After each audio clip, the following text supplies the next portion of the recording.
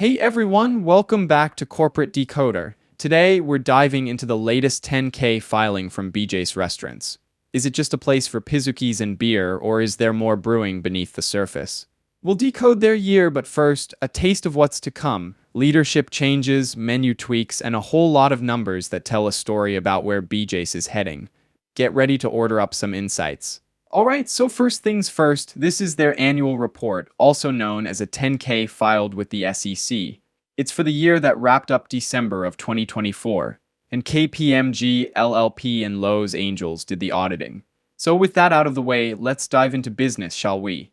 BJ's Restaurants is running 218 restaurants across 31 states as of late February. For those unfamiliar, they started as a small pizza place in 1978 and evolved into the full-service, brewhouse-style restaurants we know today. But how does BJ's plan to stay on top in a crowded restaurant world? They're laser-focused on what they call the gold standard of operational excellence, aiming to create fanatical fans by giving guests the best experience, and that means happy customers who keep coming back. Their strategy hits several key points, such as making sure their restaurants have a high-energy atmosphere and diverse menu with award-winning craft beers and good value. Let's talk about the people behind the scenes. As of the end of 2024, BJ's employed about 21,000 team members. The company seems serious about its culture, values, and inclusion efforts. They have programs like the Inclusion, Diversity, and Equity Alliance, which focuses on making everyone feel welcome, and they also have a Women's Career Advancement Network, which is all about developing and promoting women leaders. BJ's wants to be seen as doing right by the planet and people. They have a sustainability leadership team that works on environmental, social, and governance initiatives. They are trying to reduce the business's overall carbon footprint. Leadership is shifting at BJ's. Brad Richmond is the interim CEO right now, and Lyle Tick is president and chief concept officer. Key players like Brian Krackwer as CIO and Greg Linz as chief development officer are still steering their ships, making sure the company's technology and restaurant growth strategies remain top-notch. Each location has a general manager and executive kitchen manager, ensuring smooth service and high-quality food. They are focused on being efficient and providing outstanding service, especially during peak hours. They're looking for high-profile locations with lots of traffic. The sweet spot is mature trade areas with plenty of people. They prefer to cluster restaurants in regions for supply chain, marketing, and management reasons. The newest prototype is about 7,500 square feet, which is a seating area for about 250 guests, and all-in net construction costs around $6 million. At the same time, they're cooking up an even smaller prototype to save money without sacrificing what guests like. Target sales for new restaurants is $6.5 million annually once they reach maturity, and 15% to 20% four-wall operating cash flow margins. But keep in mind, it can take years to reach these levels, so don't hold them to it right away. Opening a new restaurant isn't cheap, though. Pre-opening expenses averaged around $0.7 million per location in 2024 and cover management, team member training, and practice service activities. Let's pop the top on their brewing side of the business. They have a few in-house brewing facilities along with independent brewers using their recipes. These guys are brewing roughly 3/4 of their own craft beer. We also learned they brew their own non-alcoholic craft sodas, too. BJ's marketing game is about building brand awareness and getting guests coming back. They use a mix of TV ads, social media, and local events. Also of note is their loyalty program, which helps them personalize offers and drive frequency. They seem to want to get their name out to their targeted audience. BJ's, like any restaurant, is at the whim of weather and seasonal trends. Winter storms or calendar shifts can impact restaurant sales, and the timing of new store openings will impact quarterly results. BJ's seeks high-quality ingredients and competitive prices. To get the best menu ingredients, they mandate specifications to ensure they get the right product. The restaurant industry is a cutthroat world, and BJ's is trying to navigate this.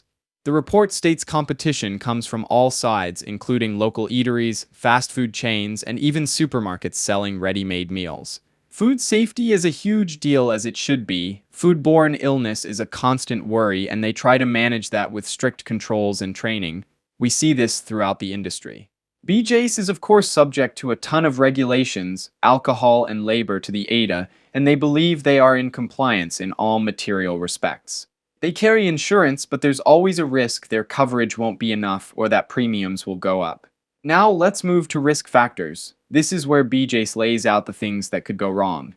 The restaurant world is a battlefield. They compete with everyone from mom-and-pop diners to big-name chains.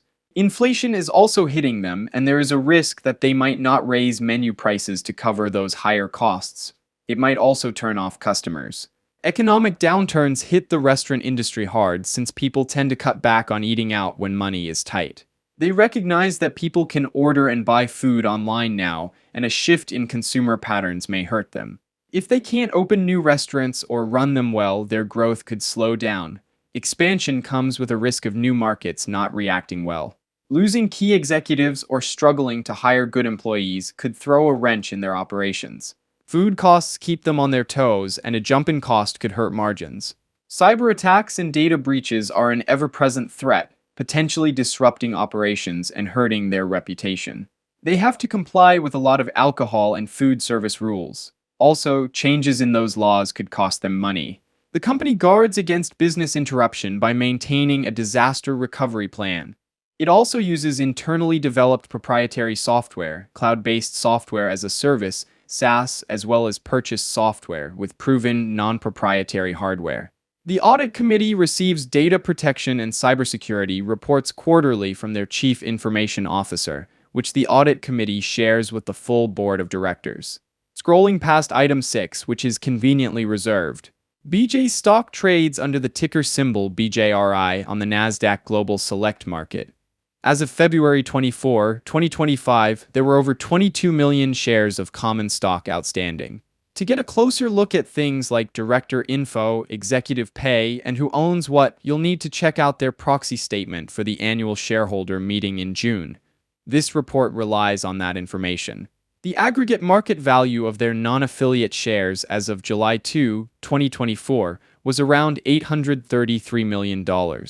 They have added a graph that compares the stock performance against their peer and the S&P 500 for the last 5 years. The graph assumes that $100 was invested on December 31, 2019 in our common stock and in each of the indices, and that all dividends were reinvested. They don't pay cash dividends at the moment. They had some payments in 2024, but that was for previous dividends. They did buy back some stock, $25.1 million worth in 2024. Let's get to the financials and what management thinks is important. Some key financial takeaways from 2024. Revenue ticked up 1.8% to $1.4 billion, with comparable restaurant sales growing 1.2%. But net income dipped a bit from the previous year. Management says that growing revenue, increasing restaurant margins, having good new restaurant economics, and return capital to shareholders are their plans for increasing shareholder value.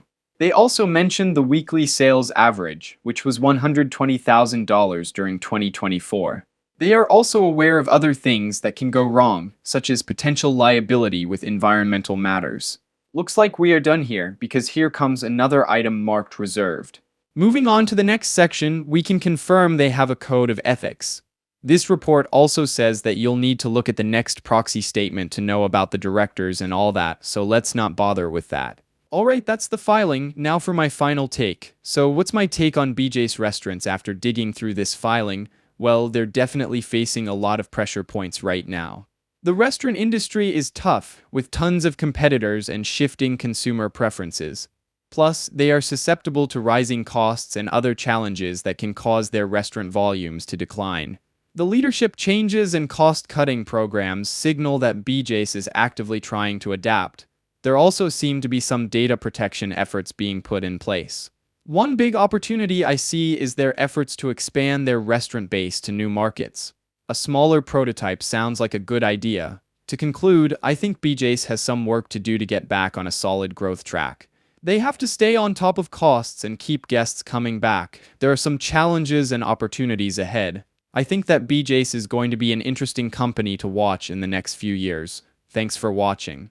If you enjoyed this decoding, hit that like button and let me know what company I should analyze next. And of course, subscribe for more deep dives into the corporate world.